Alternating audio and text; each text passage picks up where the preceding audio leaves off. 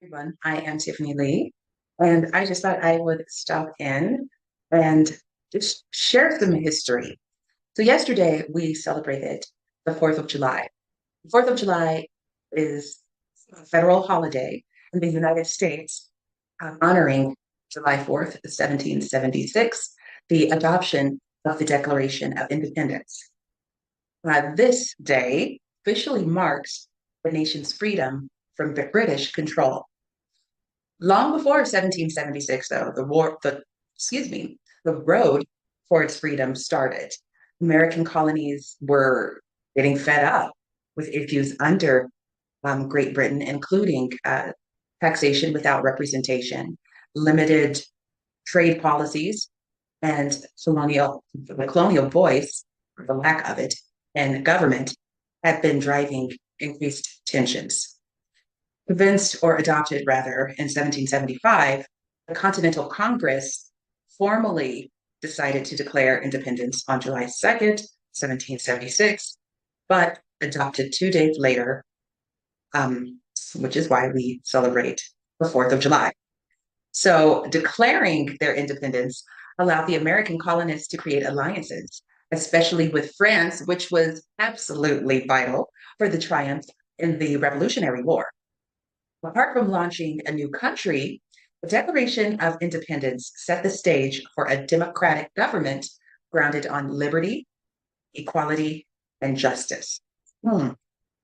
Now, sidebar here. I find it perplexing that the American colonists were fighting for freedom, liberty, equality, and justice, all while having slaves that were institutionally lifelong. So what I mean is African slavery became race-based and hereditary. So those brought here and their descendants were enslaved for life to ensure a perpetual labor force. America also had indentured servants. They used them as slaves too, but those contracts were only 4 to 7 years.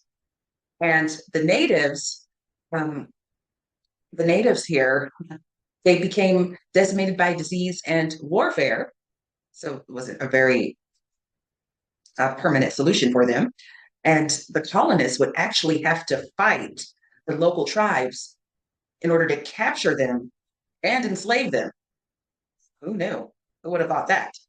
And also, the people from America were also very familiar of the land, so it made it easier for them to escape. But Africans, well, they proved to be immune to those diseases, the old world diseases, which made them resilient, valuable, and also targeted. So why didn't they get freedom, uh, equality? Oh, yes, it is because they weren't really considered humans. They were property. Okay. But they did participate and fight in the Revolutionary War. Yes, Black Americans played a critical role during the American Revolution. Their bravery, their strategic decisions, and pursuit of freedom were instrumental in shaping the course of the country. But let's face it, their work, their service that they provided also uh, provided the foundation of the economic structure and the course of this country today. But anyway, I digress. Black Americans, both enslaved, and free, contributed significantly, especially to the military efforts. Throughout the revolution, many Black Americans believed that the British presented a better chance at liberty. So they frequently aligned themselves with the side that they believed would grant them their freedom.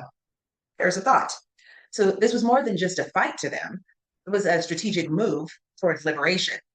So their decisions demonstrate, a strategic involvement. But who doesn't want to be free?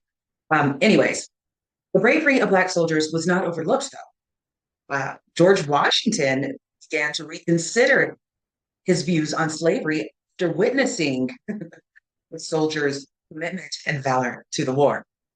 It's perceived, or excuse me, it's said that this marked the shift or the start of the shift in how African Americans were perceived in society.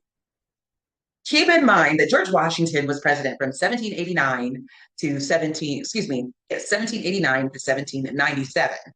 And Africans were brought here for slavery in 1619. So you mean to tell me that he was the catalyst during his term that shifted the views on how Black people were perceived, that slavery might be a good thing? Well, anyways, the promise of freedom was an effective motivator, of course.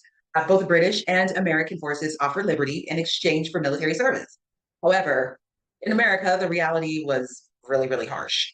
Many promises were broken, and despite the service, many Black soldiers were returned to slavery after the war. However, their fight did not end there, and hasn't really ended. Um, I say all of this because many of the issues created the 4th of July still remain today. We have taxation and representation. Let's see. The colonists' complaints they were taxed without being able to vote on the taxes still sparks debates today about what is fair when it comes to taxation and representation. Americans today have the right to vote for their representatives, but there's still ongoing debates about whether or not those representatives are adequate and even fair. The debates include, they do include ongoing and growing severity and I guess the obvious belief and influence of money in politics. Military presence and power. The British military presence in the colonies can be compared to current worries about the militarization of police and the use of federal military power in the US. Security and civil liberties have always been at odds with each other. But I mean, isn't it time that we found a good balance? I don't know. Maybe not. Controlling and regulating the economy. The way the British policies limited trade and industry in the colonies can be compared to today's arguments about how much the government should control the economy. Trade policy, government interference, and economic inequality are probably the most talked about issues today. Autonomy and governance. The political battle over freedom and self-government in which the colonies faced is similar to our current arguments about states' rights versus federal power, which is also the bigger issue of local versus centralized control. So you see, well, I guess, basically, the more things change, the more things stay the same. So it's not just a Black thing, a white thing, a migrant thing, person of color, or just a person thing. It is a right to freedom, and it's the right to live. The same processes of dehumanization of the Black slaves is occurring right now with us. Methods such as propaganda, spreading false or exaggerated information to create a negative image on targeted groups, violence and brutality, isolation and segregation, all means to keep us divided, further breeding a culture of us versus them. Let me tell you, if you are watching this, regardless of your religion, the color of your skin, your social or your economic status, or your political stance, you are, I am, we are the us in today's situation. I don't have to like you, and you don't have to like me. I just don't have to like you or agree with you to know that you deserve freedom. You deserve a right to basic necessities. You deserve a right to live. You deserve a right to live in an area in which you work. Okay? I think that's funny that sometimes that has to be said, but it does because it's time that we take our blinders off and realize the silliness of some of our decisions. Disliking and unfriending people due to political beliefs or their stances, or because someone has the opposite view of you or who they voted for, when in reality their choice was, well, the lesser of two evils. I believe we should do the right thing because it is the right thing to do.